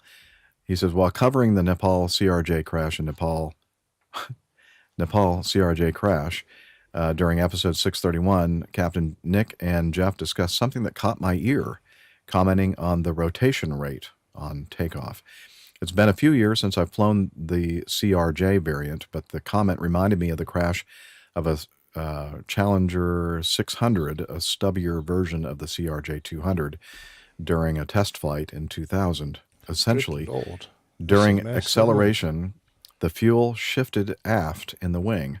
The flying pilot then over-rotating, exacerbating the aft CG by causing even more of a CG shift. The airplane entered an uncontrollable stall and crashed. I'm attaching an article about the accident. Captain Nick also asked about a stick pusher. The CRJ does have one, but if I remember correctly, it's disabled below a certain altitude to prevent an inadvertent activation at low altitude, causing the nose to pitch into the runway. I'm not claiming this happened during the Nepal accident, but a possibility. And then he kind of gives us he gives us a link to the accident that occurred, as he said, October of 2000, Bombardier CL600 2 Bravo 16 Challenger 604. That's a lot. And they go through and talk about what he just essentially, gave us a synopsis of, which is the aft center of gravity issue with the fuel actually moving aft. And so he's thinking that possibly could have been what happened here in the CRJ Nepal incident. All right. Yeah, that is an awful incident. And I understand that, you've got a test aircraft and sometimes faults are revealed when you do flight tests. But having baffles in your fuel tanks to prevent fuel moving when you accelerate for takeoff is such a basic engineering factor that I'm just amazed that it was allowed. The fuel tanks were allowed to exist without sufficient baffles, and you can obviously tell the reason why. I mean, if that fuel all shifts aft and changes your center of gravity, doesn't matter how good a damn pilot you are, you're never going to recover from that situation. No. All right. Yeah, you see me shaking my hand how that could happen. I mean, okay. Yeah. I have to. Yeah, I'm with you. Yeah. All right, let's move on. Thank you, Sam, for that, and that will be in the show notes for everybody to read the report. Brad in Charlotte, the Sultan of Wings, has a question about episode 633. I mean, I have a question about every episode, actually. But, hello, APG crew. Hope you're all doing well. I have a question regarding the F-15 incident, the botched aerial refueling in episode 633 that I was hoping Captain Nick could address. This was the F-15 that was low on fuel and had suffered hydraulic damage to the aircraft, which resulted in an attempted arresting cable landing in Fresno. Both landings in opposite directions caused the arresting cables to break, resulting in the aircraft diverting to a nearby Navy airbase where it landed safely. On the initial landing, wouldn't the arresting cable prior to braking have significantly decelerated the aircraft to some degree? And after rolling down the runway and decelerating even more, could have been stopped by the remaining cable at the far end of the runway? I recall Captain Nick discussing that the cables work in both directions and was interested in his thoughts as to whether this would have been a viable consideration for the crew given their low fuel state. Keep up the great work, and I hope Rugger is continuing to improve. Warmest regards, the Sultan of Wings. And he also put a postscript in here for me. He said, I think it's time for a Charlotte road trip in the near future. And I agree with you, Brad. Sounds good. Okay. So what to his question, Nick? I mean, would there be some kind of deceleration even before the cable snapped, or would it be almost instantaneous when you get the snapped cable and no deceleration? It's a very good question. I think there would be an element of deceleration. After all, you have to draw the cable taut before it snaps. and that it's bound to remove some energy, but wouldn't have thought it would have been significant.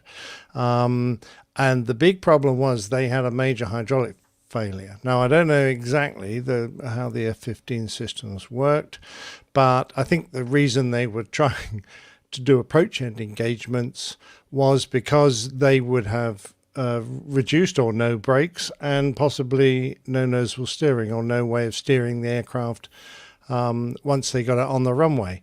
So they wanted to stop the airplane very quickly after landing so that steering and braking weren't a problem. That is my thought, although I don't know exactly what the failure they had was. So going all the way down the runway to engage the cable at the end of the runway probably wouldn't have been an option, because if they hadn't been able to control the aircraft laterally, they probably would have done a 737-800 trick and disappeared off the side. Yes. But they could have used the tiller, and perhaps they could have broken the nose wheel. So no, I'm checking. They don't have a tiller, do they? So, and for the same reason that having lost some energy, having gone into the approach end, I think they were landing very fast anyway, because they were probably flapless because of the hydraulic problems. I wouldn't have wanted to go scooting all the way down that runway, hoping I could keep it on the runway, and then trust on the fire end engagement, because that's really last ditch. On an approach end engagement, if you break the cable or skip the cable when the hook doesn't engage, then you can go around and you're still safe. If you commit to going in the one at the far end and you miss or break that, then there's nothing but, oh my God, going to happen as you go off the end of the runway. So, yeah, that would be my thought. Let's see, note to self. And thanks very much for asking that, about little rugger. Oh my gosh! I need to have that on one of my sound buttons. Oh no, you don't. Oh no, you my don't. gosh! Yeah, Rugger is doing well. Rugger is doing well. Thank you very May much. I have Yes, one very question? much. One question Yeah. for Captain Nick. Don't some military runways have some safety nets, which can raise up very quickly? Or Well, all do the I more? British ones do, Ah, but okay. again, they're just the width of the runway, and they have great big hydraulic stanchions that elevate them. And if you can't put the aircraft in the middle of that and you hit a stanchion, that could be very dangerous for you. So yes, they have a barrier, and it's usually raised on all the UK airfields I've ever landed at. They've got one, usually raised for any aircraft landing, but obviously not for big aircraft. But like I say, if you go into it, that's fine. If you hit the middle, if you are going to hit the side, oh Lord, There will be no. Oh my God! Silence. Well, no time for that. Yeah, I wouldn't have a lot of time. Yeah, you could possibly Interestingly- try and eject before you ran into it, but that would not be a happy thing if you ran into the big hydraulic things that lift it up. Interestingly, the nets themselves aren't really that strong either. They're used butterfly nets, I think. Yeah. Well, there you recycled. go. F-15's like a little butterfly, isn't it? A little butterfly. That's right. Well, that was a good question, though, Brad. Thank you. Mm. All right. 18 from High Alpha. This is a comment from our YouTube channel. Perspective from a Oz controller. I can give some perspective to the tower side for the runway incursions. Okay, we were talking about a lot of recent runway incursions, and we were kind of discussing our thoughts on, why this might be happening, at least here in the U.S., but apparently all around the world as well. He said, caveats, however, that I've not worked in a tower for 7 years, and I've not worked an American tower. In Oz, we have 2 phrases to stop a takeoff.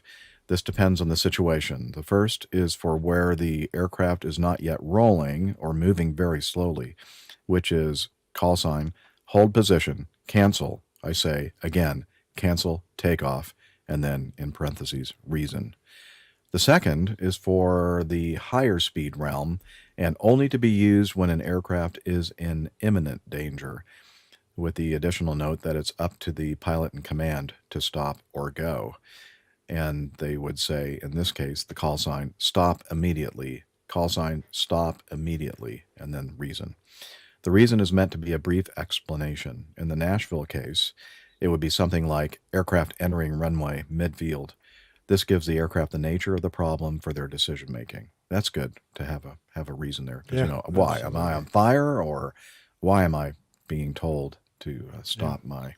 Or is there did I leave a passenger behind?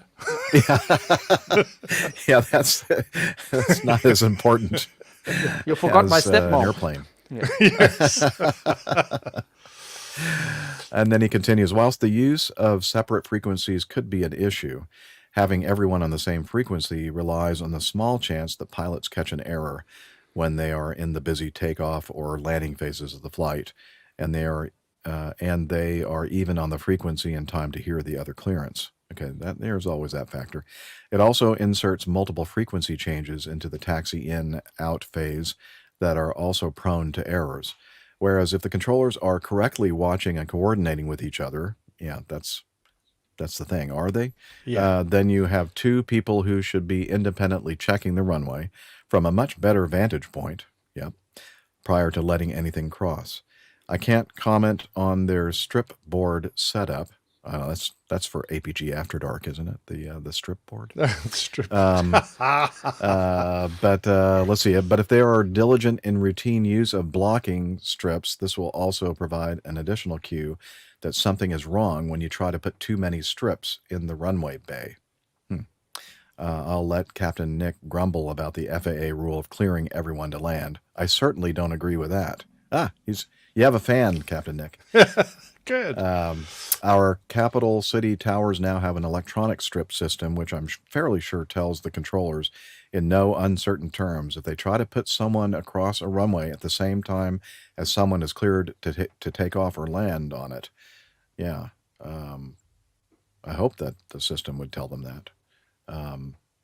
So, I mean, he makes some very good points here. I still, maybe I'm just an old fogey. I still like to hear what's happening on the frequency, just to kind of as another safety valve. Yeah, I'm just nosy. That's it. Jeff's always wanting to be in everybody's business. But that was a very good point and good feedback from High Alpha on YouTube. Again, just a reminder to everybody, this is this is the platform basically we use to get everybody together for these shows. And for instance, this is a great example of what we're doing here, 637 Part 2. Captain Nick is in England, and Captain Stefan is in Germany, and I'm in the U.S. And this is just a great way to get us all together to record our audio podcast. And so if you have a chance to kind of catch a live recording, or even just go to our YouTube channel just to see, our faces made for radio, check it out sometime. I really like the Australian wording there. I think that's both of those calls are clear, and I don't think they would interfere. I don't think you'd ever mistake that from coming from your first officer, either of those calls, which I think are good. So I think that's great. So I wish the rest of the world would adopt those. I don't know if many countries probably do, but it would be nice if everyone did. And I also love the idea that instead of using, the old-fashioned air traffic strips where your call sign and all your details are on, it's passed from controller to controller. And the use of blocking strips, I assume that's the air traffic list, the board that holds the strips at some point when the runway has been allocated to an aircraft taking off or crossing. They put a strip in there to stop the other strips moving up when you want to clear it for someone else to do it simultaneously. But I certainly love the idea of the fact that on an electronic system, there's an alarm that goes off if two controllers try to clear or move their strips onto the runway at the same time simultaneously. And that might be a much less expensive way of getting the smaller airfields that probably can't afford to put very expensive computer controlled lighting systems embedded in the runway to give the pilots a visual indication. At least this if everyone had an electronic strip system that was attached to alarms and that sort of thing, at least it might give them that extra warning they need. I don't know. For the non-electronic strip systems, the paper ones, when you try to put too many strips in that box, this is the sound. That's the sound you hear. So that should be a warning. Sorry. I have one more thing. What is Stefan? Okay, Stefan. Help, please. He's saying here, I let Captain Dick grumble about the FRA rule to clearing everybody to land. He means probably multiple landing clearance at the same time. Yeah. Which I've never liked, but I learned to live I hate with. it. But I certainly don't agree with that. So I would wonder why. Maybe he has a. Well, the fact is that if you were all on the same frequency, as you approached a runway, they say go to tower now, even if you are crossing. The chances of you having heard an aircraft 10 miles away that's already been given a landing clearance are pretty remote, because you're not going to hear all the landing clearances that have been given. And also the fact that I hate the idea of being given a clearance to land and then not hearing the instruction to go around because someone blocks the radio at that vital point. So I would much rather not hear my landing clearance and go around as a precaution than have it the other way around. For me, that's the fail safe, is not getting a landing clearance, so you just do a go around. That's fail safe, as opposed to fail dangerous, which is the American system. Yeah. Okay. Well, I think our system here in America are the best. Sorry, Jeff. A little bit, yeah. I'm being outgunned here by these guys. Whoa, sheesh, man. Okay. Yeah, but you know what? Honestly, nobody ever asked me about their procedure of clearing multiple people. This is what I'm used to and have been doing for 35 plus years. And so it just is normal to me. Yeah, but I can see it from your perspective as well. One not time being I heard normal. you're number 7 clear to land, and I said, okay, number 7. I mean, I can't count that high.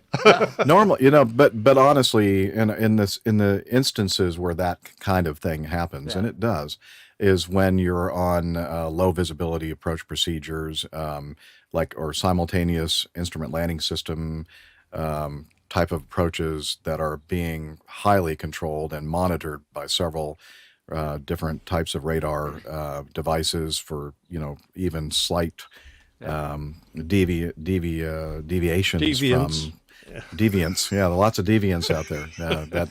That number 7 guy clear for landing. He's definitely a deviant.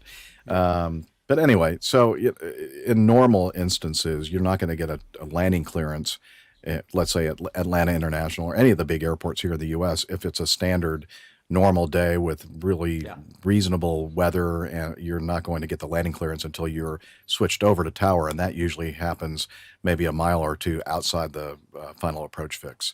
So you're much closer in those. But there are cases where you might be number 2 or possibly even number 3 with a landing clearance with the 2 in front of you. But in that case, everything is visual. You can see everything that's happening in front of you. So it's a little bit different than those, what do they call PRM, precision runway monitoring approaches that we do a lot here in Atlanta and a lot of the other big airports, where everything is much more tightly controlled. But I see your perspective as well. Trust me, I can see both arguments. iHaul boxes with a cynical comment. What? That's impossible. He says, everyone's cleared to land. Everybody's clear for takeoff. Just do whatever you like. Yeah, man. That's the way we do it here. Aha! Woohoo! Why even have a darn tower controller? We don't need them. Just do it. All right. Shall we? Let's see. This wouldn't take too long, I think, from Nigel. Yeah. Number 25. This is from Nige. Hello, Captain Jiff, APG crew and community. Just happened to be in an A350 out of Hong Kong listening to episode 634 and Peter Tarantelli's question about the field of view of the A350 tail camera. Please see the attached. And we're looking at that now on our video. Yeah, so that, I mean, the field of view in the camera is quite large. I mean, you can see all the way You see half the from world. China, yeah, all the way. Yeah, so I think he's talking about the next one, Liz. The field of, there we go. Okay, there's the field of view in the A350 camera. I also asked the pilot, and he said that they can't see the wingtips from the control seats, but you can from the side windows if you stand up. Useful. Hey. Yeah. Hope that helps. Sent with the internet from somewhere near Air France's route near Persia. Haha. Oh, well, I guess he made it because we saw him in our live audience earlier. He's probably still there. Yeah, he is. Yeah, and I stayed with him on my way up to Oswestry. Oh, so, very nice. And we had a very nice meal with one of the QFIs as well. Oh, really? Captain Barry Lennon. So that was good. Did you get some audio? Did you record anything? Sorry. No pictures? Nothing? No, nothing. All right. I don't know. Wow.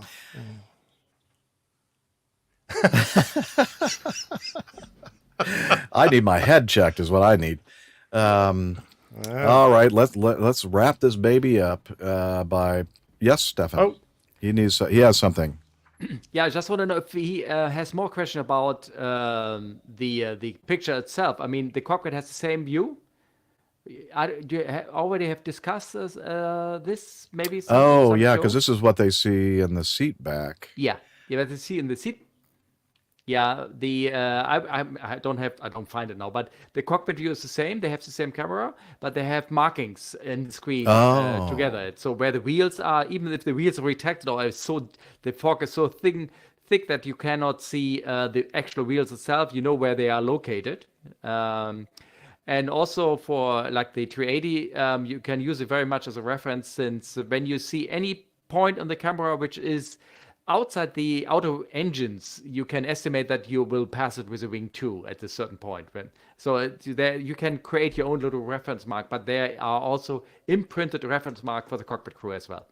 Ah, for the wheels, a little bit fancier version than the passengers get. Nothing more to tell. What they should do is they should put the same markings on the passenger seat back view as well, and then have like a little button on the side that says, if it appears that we're about to hit something, please push this button. And that gives you like a little warning, and then, whoa, I got... A scream button. Scream button, yes. Okay. Thank you again, Stefan, for joining us today on the show. It's always a pleasure for us and hopefully for you as well. But we're going to point you over here to the airlinepilotguide.com website, where you'll find all kinds of information about the show and the community. We are also on social media. Captain Nick is going to inform us about that. Oh, most certainly. I'm going to do this speed test. On Facebook, we're on facebook.com/airlinepilotguy. On Twitter, now X, we're at APG Crew. Instagram.com/APG Crew. And on YouTube, we are youtube.com/airlinepilotguy. That's all one word, /streams. Streams, like the pretty bubbling streams. Yes. Yes. Yes. If you put brooks, that won't work. If you put anything other than streams, it won't work. Rivers. Well, speaking of streams. Oh yeah. Wait a minute. Nope, that's not it. Hang on. He's lucky if he's got a nice stream at his age. Sounds pretty strong. Oh yeah! Delta P! Yeah, that's good old Hillel there creating his own stream in the bathroom.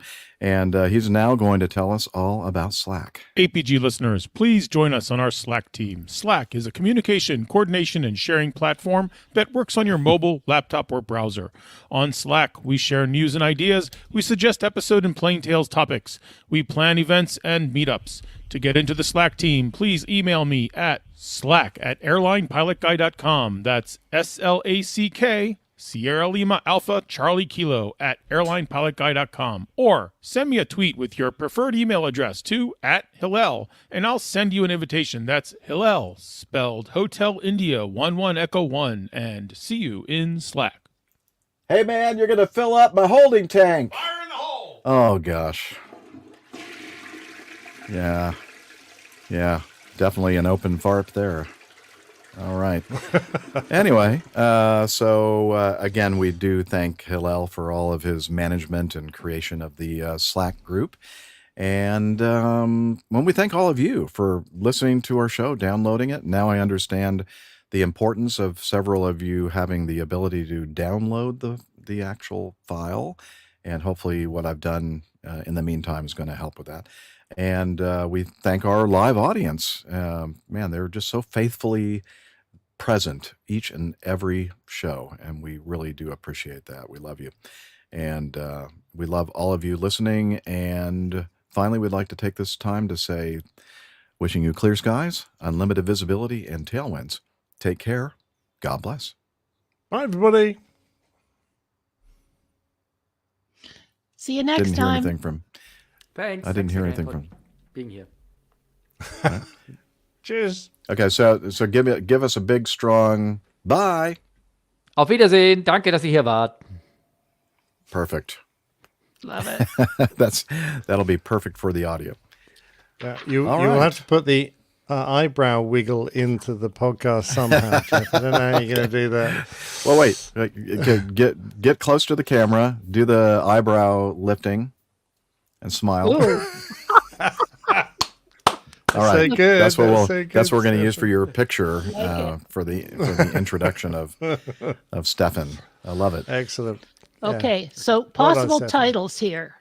Oh, please, yes. Okay, from part one, Jeff, and you'll have to remind me what this was in regard to. We had one in part one, cheesy, high quality artwork. You remember that one? And you said, oh, that would be a great title. Cheesy, high quality artwork. I remember the cheesy, high quality artwork, but I'm just I not don't know sure what I it was in remember there. exactly what we were referring to. You know what? When I'm doing the editing, I'll be able to Okay, probably that was relive one. that. And then Steffi had I one. could put absolutely anything to that, really. You couldn't could. I? I could just You have do free cheesy reign. artwork. Yeah. Yep. And then Steffi had one, instead of volunteering for something, voluntold. So you're voluntold to do something. Mm-hmm. And then from today, okay, the other one, Jeff, you got to remind me, you and Steffi got into a discussion about priapism or whatever. Okay, so today's show, Nick was talking about his lower limb issues. So iHall Boxes came up with lower limb issues, which kind of joins the two together somehow a little, if you know what I mean. Mm-hmm. Lower limb issues as a title. Okay. Anyway, Lost I'm not me. sure. Lost me there. we'll talk I can about. see. I see the connection there that Liz is. Well, we can referring talk to, about it because- in more depth offline there, Jeff. Like, are you suffering from ED or PE, Captain Nick? Lower limb issues? right. Oh, Yeah. That lower limb? That lower limb? okay. Yeah. The extra limb. Right. Yeah. Okay. And then the next one is Jeff encountering that gentleman in the campground. It's poof. Captain Jeff instantly appears. Poof. Excellent. Okay. And Poof. then I think we could emphasize the poof bit. couldn't we? exactly. And then we have Cowboys in the tower. So, they're just clearing everybody. Yeehaw! Yeah. Cleared to land. And Y'all last, cleared the land. everybody's cleared to land. All y'all's cleared the land. All y'all. Exactly. And then the last one is APG strip control. So that's APG after dark. We're controlling our strippers. We're controlling our strips. Yeah. APG. And you don't want to block that strip. We don't maybe want to you would. block. Well, it depends on the stripper. If it's me stripping, you Yeah, definitely me want too. to block that. Love it. And that's all I got, which is pretty good. That's a lot. That's a lot. That's a lot. Who said that? I don't know. I can't recall exactly. Wow. That's a lot. Very impressive. You got to get that one. Stefan is looking at us all going, I don't see anybody's Yeah, I lips got to leave moving." now. You got to 16 inches high. Yeah. You got to clip that one. I know what priapismus is. That's why I'm wondering what So sometimes the male. I know what it is. He knows it. You don't He know. understands. He knows what it. He understands. I know, but I mean, why. so that, sometimes don't we refer to that as a limb, like our third leg. Yes, but he's wondering why okay. it was being discussed on an Why on were an we airline discussing that on? broadcast. Yes, kind of. Do you I ever don't try remember exactly why. By the way, do you ever try Do you to have to have put a those put those titles in ChatGPT and make variation of it? It comes out sometimes very funny. Oh, like a variation of sounds the good. actual title, Yeah. not just the artwork. Oh, okay. No, just That's a title. That's interesting. my suggestion, and put Mm-hmm. it in ChatGPT and it says, "Give me other examples," and he arranges the words, and sometimes Bye, Nigel. comes funny things out. I'm sorry, I did. Cheers, Nige. Yeah. Oh, yeah. Two The Oh, other, strip two or strip not or to not strip? two strip. yeah. Oh, like two, like number two strips Yeah. or not two strips. And Two and, strip and or iHall not two boxes also had slightly serious. Remember we were talking about the report, Not totally serious but slightly serious. or extremely serious, but slightly serious. That's kind of my personality, actually. Slightly serious. Very slight. Very slightly. So I think we've confused Captain Nick well enough for that. Oh, Yeah, yeah. yeah, Who knows what we're going to get He's out just of gonna. He's just gonna Well, write. I don't. That's the He's problem. gonna have. He's gonna use cheesy, high quality artwork and put whatever Yeah. he wants up there. Yes, I'll try to I think recall that's probably exactly the best idea. Yes. I'll try to recall exactly what it was, what the heck we were don't know, talking when about you're when I said editing. that. Yeah. Good. And it was only a listen. couple of days ago. You would think that I would remember. I know. But I you'd couldn't be wrong. remember either. All right, everybody in the chat, thanks for joining us. We'll see you next Nice to time. see you, Nige. Bye. Good to see you all. Bye-bye. It's ending. It's happening.